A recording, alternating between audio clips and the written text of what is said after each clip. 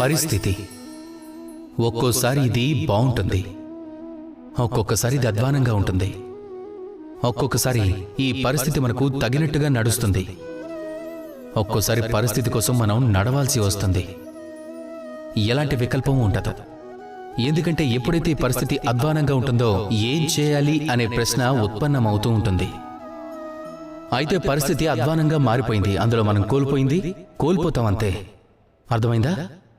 ఏదైతే మిగిలిందో దాన్ని మనం కాపాడుకోవచ్చు. పరిస్థితిని కాపాడుకోవడానికి మనకి చేతనైన ప్రయత్నాన్ని మనం చేస్తాం, కేవలం అదే మన చేతుల్లో ఉంటుంది. కానీ దీనికన్నా పెద్ద సమస్య ఏమిటంటే అహంకారం. ఎప్పుడు ప్రవేశిస్తుందో తెలియదు. ఈ అహంకారం అనేది మీకు తెలియకుండా చేస్తుంది మీరు కోల్పోయారు అనే విషయాన్ని. మీకు పెద్దగా తేడా తెలియదు.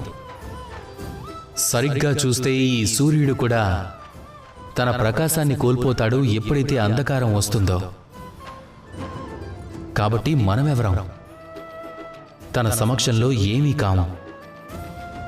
ఈ అహంకారాన్ని మనం అడ్డుకోవాల్సిందే, విశ్వసించాల్సి ఉంటుంది. ఈ సమస్త సృష్టిలో మనం కేవలం ఒక కణం అని, దానికన్నా ఎక్కువ ఇంకేమీ లేదు. మనం అందరం విశ్వసించాలి మనం అంత పెద్ద వాళ్ళం కాదు అని. మనం ఎప్పుడు ఏది కోల్పోలేము. ఇప్పుడు ఏ రోజైతే మీకు ఈ జ్ఞానం ప్రాప్తిస్తుందో గుర్తుపెట్టుకోండి, ఆ రోజు అహంకారాన్ని అడ్డుకోవడానికి మీరు సిద్ధంగా ఉన్నారు అని. ఈ అహంకారాన్ని అడ్డుకోండి, అలాగే నాతో ప్రేమగా పలకండి, రాధాకృష్ణ.